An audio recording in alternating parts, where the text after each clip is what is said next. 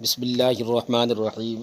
بادشاہ عضد الدولہ کا ایک مخبر سرکاری کام کے لیے بغداد شہر کے دروازے سے باہر نکلا۔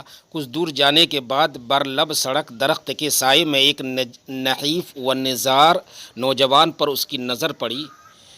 چہرے اور گردن پر زخموں کے نشان، رنگ زرد، کپڑے بوسیدہ، ننگے پاؤں۔ نوجوان نے گھڑ سوار کو دیکھا تو سلام کیا۔ گھڑ سوار نے سلام کا جواب دیا اور پوچھا، یہاں کیوں کھڑے ہو؟ کس کا انتظار ہے؟ نوجوان نے جواباً کہا، کسی ہمراہی کے انتظار میں ہوں تاکہ کسی دوسرے ملک چلا جاؤں جہاں کا حکمران عادل ہو اور قاضی با انصاف۔ مخبر نے یہ سن کر اس نوجوان سے کہا، یہ تم کیا کہہ رہے ہو؟ ہمارا بادشاہ رعایا پرور ہے، عادل رحم دل ہے اور اپنے ملک کے لیے رحمت ہے، اور قاضی سن رسیدہ بزرگ ہے، صاحب علم ہے، ایماندار، پرہیزگار اور منصف ہے۔ نوجوان نے کہا، اگر بادشاہ واقعی عادل ہوتا اور اپنی مملکت سے خبردار تو قاضی با انصاف ہوتا۔ حکومت کے اہلکاروں کا بے انصاف ہونا دلیل ہے کہ سربراہ مملکت غافل ہے اور انجام سے بے خبر۔ مخبر نے دریافت کیا، تو نے قاضی کی کیا بددیانتی اور بدکرداری دیکھی ہے؟ نوجوان نے جواب دیا، قصہ میرا دراز ہے، اس شہر سے باہر نکل کر اگر چاہو گے تو بیان کر دوں گا۔ مخبر نے اس نوجوان کو اپنے ساتھ گھوڑے پر بٹھا لیا اور کہا، اپنی مشکلات بتاؤ تو صحیح، میں بھی سنوں۔ نوجوان نے کہنا شروع کیا کہ میں بغداد کے فلاں کوچے کا رہنے والا ہوں۔ میرا والد تاجر اور صاحب حیثیت تھا۔ اس محلے میں ہمارے جدی مکانات تھے اور اس کوچے کا ہر شخص میرے والد اور مجھے اچھی طرح پہچانتا ہے، اور ہمارے کاروبار کے متعلق سب لوگ واقف ہیں۔ والد محترم کا انتقال ہو گیا اور میں ایک سخت بیماری میں مبتلا ہو گیا۔ جب مجھے صحت یاب ہوئی تو میں نے ارادہ کیا کہ ارض مقدس جاؤں، حج کروں اور بعد میں رومیوں کے ساتھ جو مسلمانوں کی جنگ ہو رہی ہے اس میں شامل ہو کر شہادت حاصل کروں۔ اگر شہادت نصیب نہ ہوئی تو جنگ کے اختتام پر واپس آ جاؤں گا اور آ کر اپنا کاروبار کر لوں گا۔ یہ سوچ کر میں نے تمام غلام آزاد کیے اور ہر ایک کی خدمت کے مطابق گھر اور مال و دولت دے کر فارغ کر دیا۔ جو کچھ مکانات اور زمین میں سے بچا اس کی فروخت سے مجھے 50,000 دینار سرخ حاصل ہوئے۔ میں نے سوچا کہ 50,000 کی رقم اٹھائے پھرنا عقل مندی نہیں اور اس میں خطرہ بھی ہے۔ سفر کے لیے 10,000 دینار کافی ہیں، بقایا یہاں کسی کے پاس امانتاً رکھ جاؤں۔ اگر بچ کر واپس آ گیا تو کوئی کاروبار کر لوں گا۔ اب یہ فکر تھی کہ رقم کس کی تحویل میں دی جائے تاکہ دل کو سکون بھی ہو اور واپس آ کر طلب کرنے میں کوئی دقت نہ ہو۔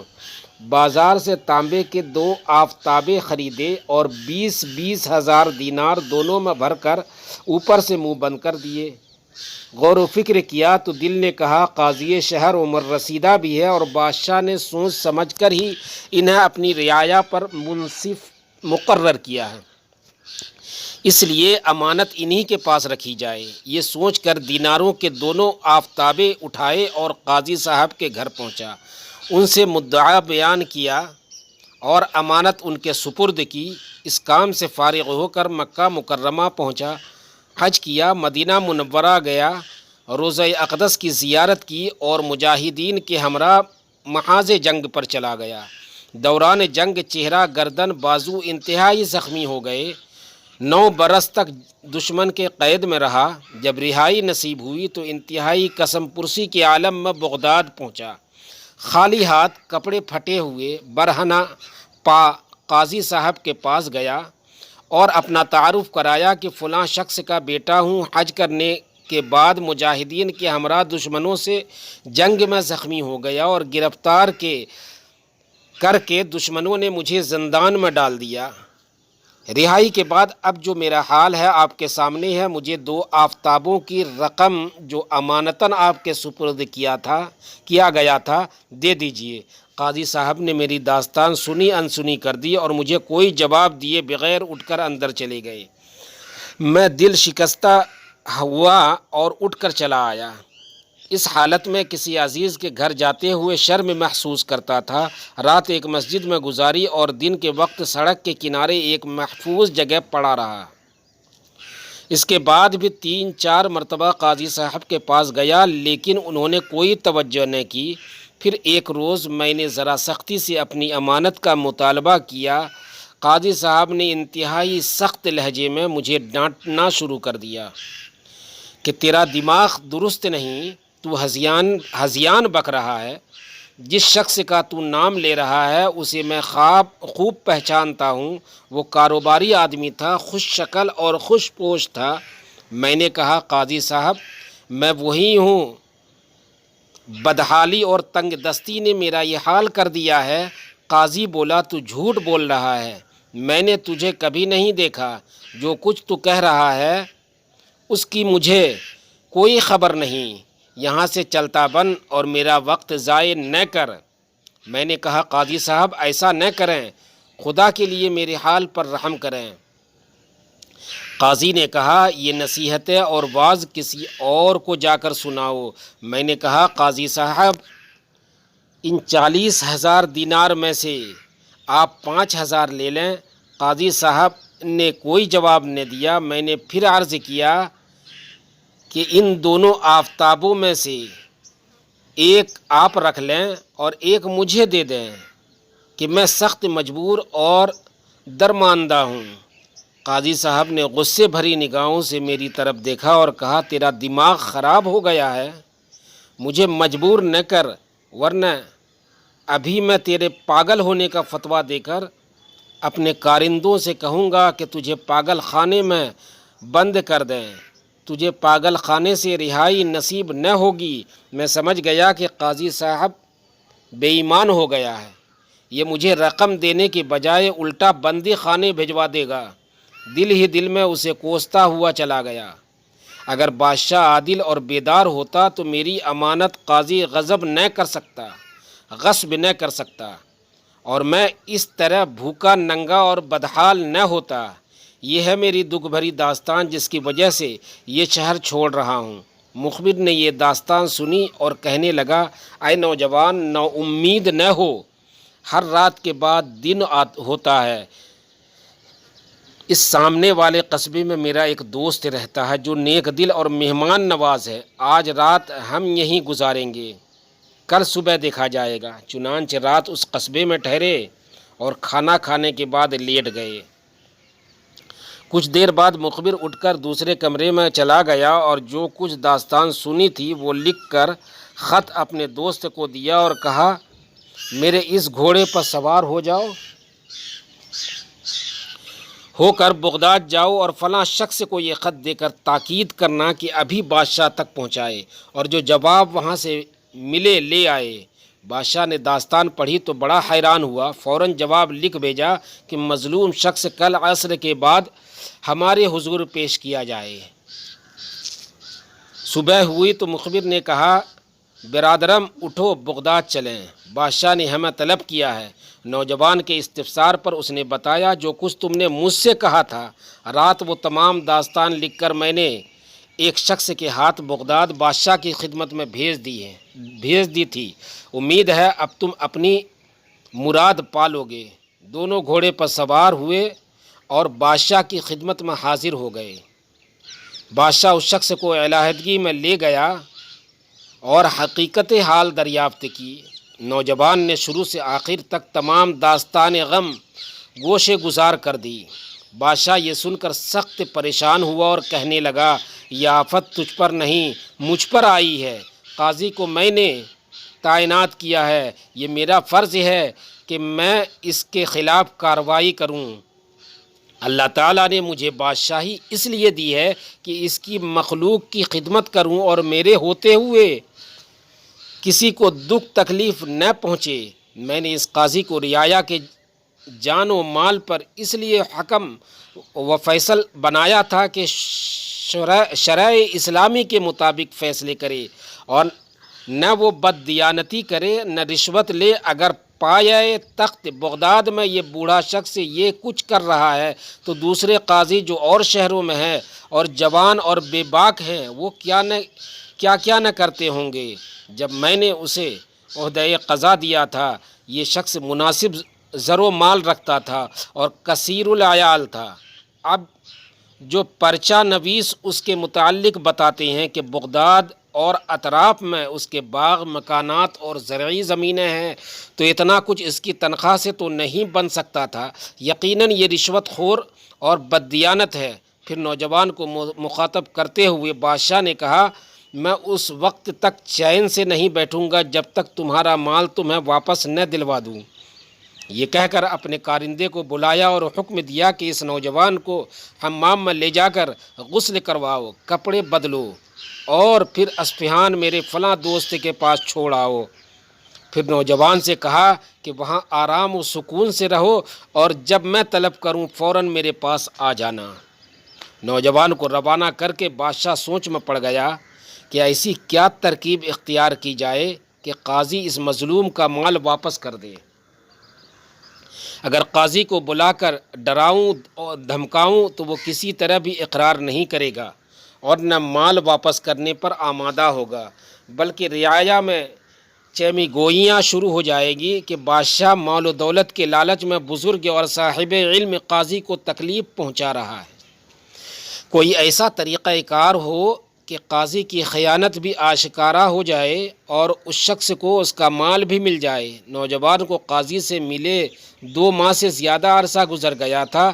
قاضی دل ہی دل میں خوش تھا کہ یہ 40,000 دینار اپنے ہوئے، تاہم اس نے کچھ مدت اور انتظار کرنا مناسب جانا تاکہ اس کے مرنے کی خبر سن لے۔ 2 ماہ گزرنے پر بادشاہ نے اپنا خادم اس پیغام کے ساتھ قاضی صاحب کے پاس بھیجا کہ بادشاہ سلامت نے یاد کیا ہے۔ قاضی فوراً حاضر خدمت ہو گیا۔ بادشاہ اسے خلوت میں لے گیا اور کہا، میں آج کل اس قدر پریشان ہوں کہ رات کو نیند نہیں آتی۔ زندگی کا کوئی بھروسہ ہے نہ حکومت و اقتدار کا۔ غنیم کا لشکر چڑھ آئے یا مجھے موت آ لے، دونوں صورتیں پریشان کن ہیں۔ تمہیں علم ہے میرے لڑکے بھی ہیں اور لڑکیاں بھی۔ لڑکوں کے متعلق مجھے اتنی فکر نہیں، لیکن میں اپنی بچیوں کی طرف سے فکر مند ہوں۔ وہ بے سہارا ہو جائیں گی اور ان کا کوئی پرسان حال نہ ہوگا۔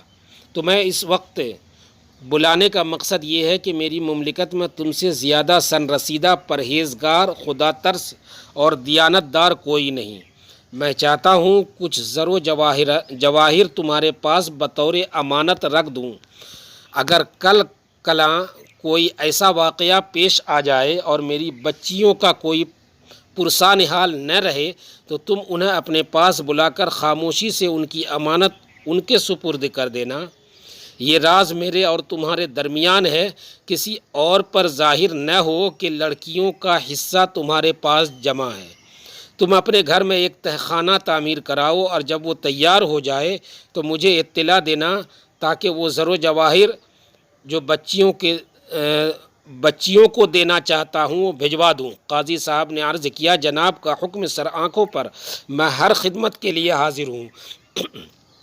بادشاہ نے خادم سے کہہ کر 200 دینار منگوائے اور قاضی کو دیتے ہوئے کہا، یہ تہخانہ بنوانے کا خرچہ ہے، اگر ضرورت ہوئی تو اور لے لینا۔ قاضی نے خرچے کی رقم لینے میں قدرے تعامل کیا تو بادشاہ نے کہا، کام ہمارا ہے، خرچہ بھی ہمارا ہی ہوگا، لیکن اس بات کا خیال رہے کہ میں نے تم پر اعتماد کیا اور اسے ٹھیس نہ لگنے دے پائے۔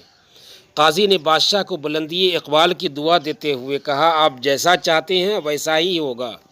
قاضی خوشی خوشی محل سے باہر آیا اور دل میں کہنے لگا، اس بڑھاپے میں قسمت جاگ اٹھی ہے۔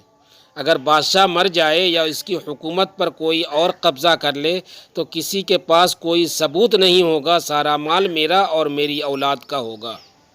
1 ماہ بعد جب تہخانہ تیار ہو گیا، قاضی بادشاہ کی خدمت میں حاضر ہوا۔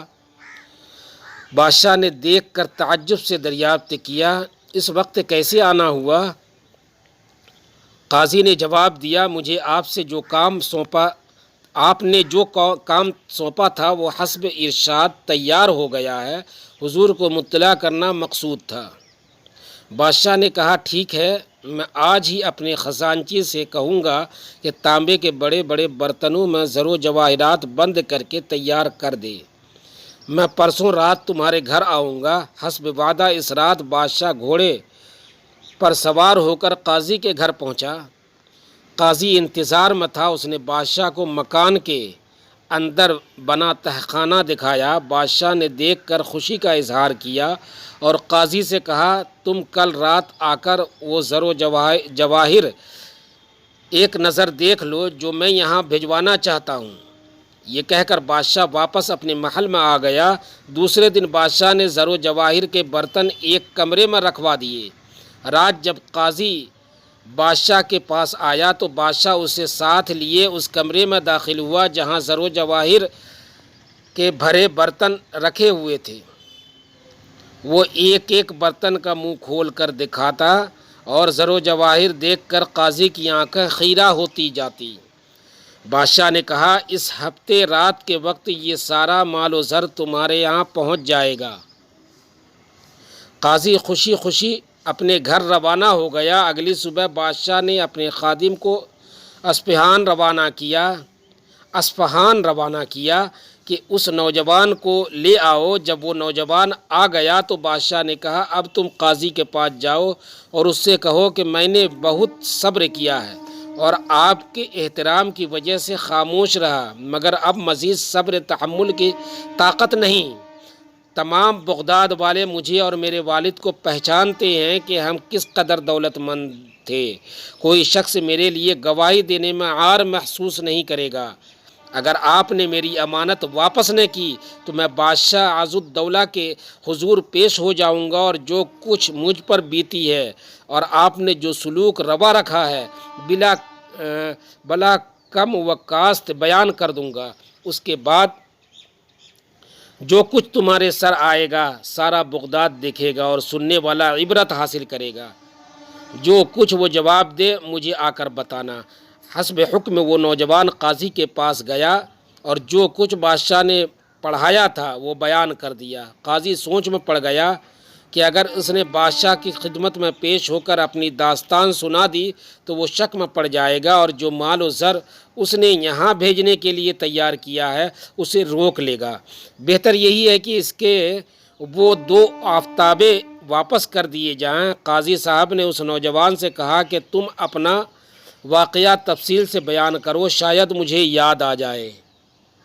نوجوان نے اپنا تمام واقعہ بیان کر دیا۔ قاضی اسی وقت اٹھا اور اس نوجوان کا بازو پکڑ کر کہا تم تو میرے دوست کے بیٹے ہو، تمہارا والد تو میرا دوست تھا، تم نے پہلے اتنی تفصیل سے بتایا ہی نہیں۔ یہ کہہ کر وہ اسے اپنے کمرے میں لے گیا اور دونوں آفتابیں دکھا کر پوچھا کیا یہی تمہاری امانت ہے؟ نوجوان نے کہا۔ نوجوان کے ہاں کہنے پر قاضی نے کہا اپنی امانت اٹھا لو اور جہاں چاہو لے جاؤ، یہ تمہارا مال ہے۔ اس نوجوان نے دونوں آفتابیں اٹھائے اور دربار میں پہنچ کر بادشاہ کے سامنے رکھ دیے۔ بادشاہ یہ دیکھ کر مسکرایا اور کہا اللہ تعالیٰ کا لاکھ لاکھ شکر ہے کہ حق بحقدار رسید۔ چنانچہ بادشاہ نے حکم دیا کہ قاضی کو بلایا جائے اور اس کی دستار اس کے گلے میں ڈال کر ہمارے سامنے حاضر کیا جائے۔ حسب حکم قاضی کو بادشاہ کے سامنے پیش کیا گیا۔ دربار میں داخل ہوتے ہی قاضی کی نگاہ تخت شاہی کے سامنے